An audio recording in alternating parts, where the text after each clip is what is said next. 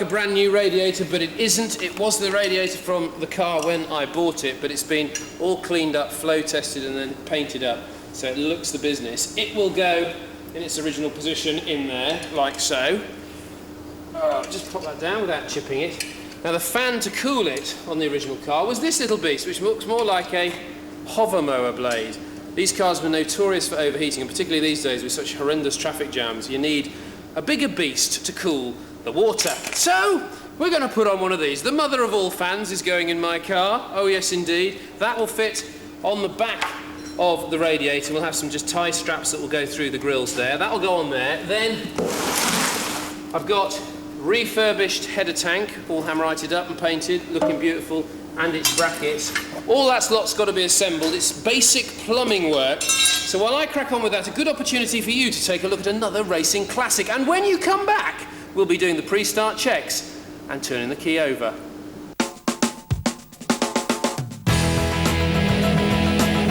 And this car's just eating the circuit. It's absolutely tremendous.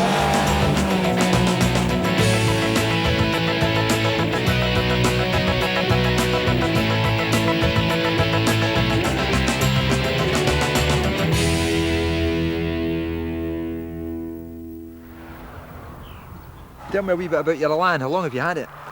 25 years.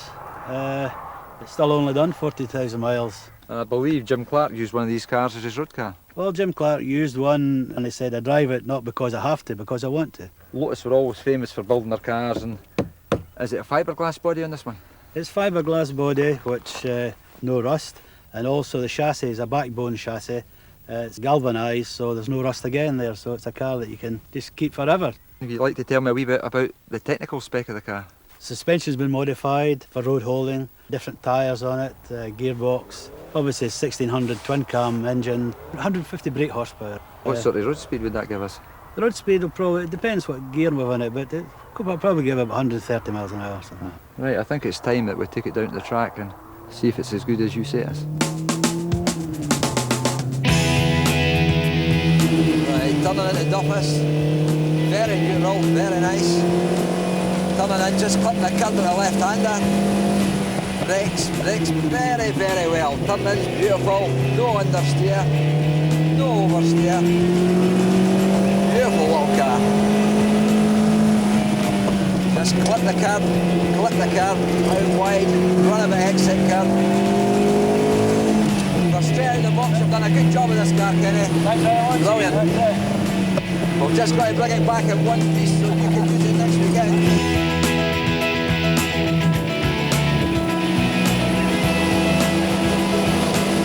That's it, reading 150 miles an hour on the speedo if it's correct. Down to third gear, turning in. Just over the curve a wee bit heavy there, my fault, not the car's. But I'm starting to enjoy this car.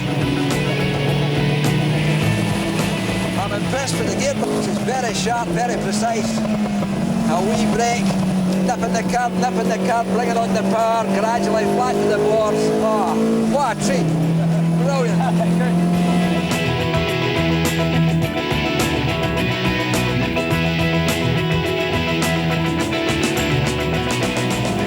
Oh, it's so easy to drive. I can't believe this car built in '74.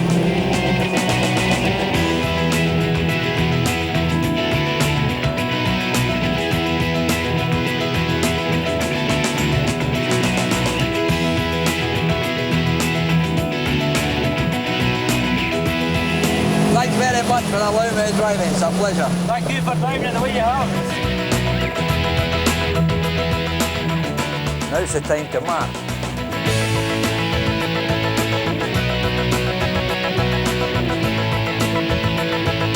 For me, a great little package.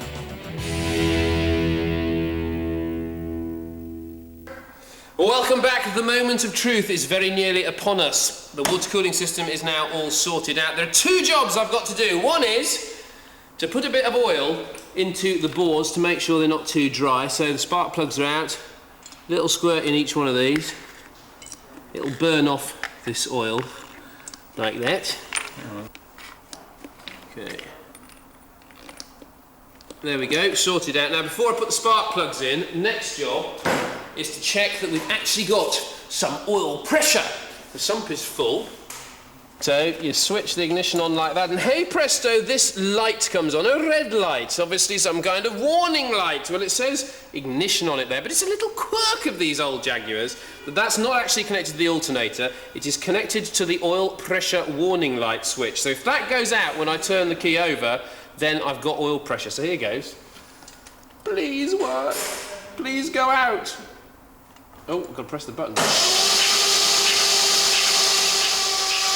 Oh yes, we have oil pressure! I can start the engine! But first, I have to put the spark plugs in. Of course I do! I put in 5, this is the 6th one. Just slot it in there. They're quite easy to cross-thread these, so that's it, gone in a tree. And she goes.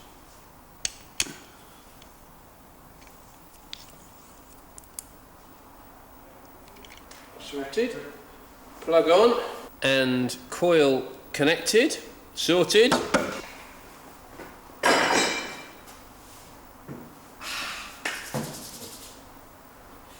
It's a very tense moment. Silence! I'm trying to think. Now, bit of choke. Go. Ignition key is turned, and the choke warning light comes on, and here we go.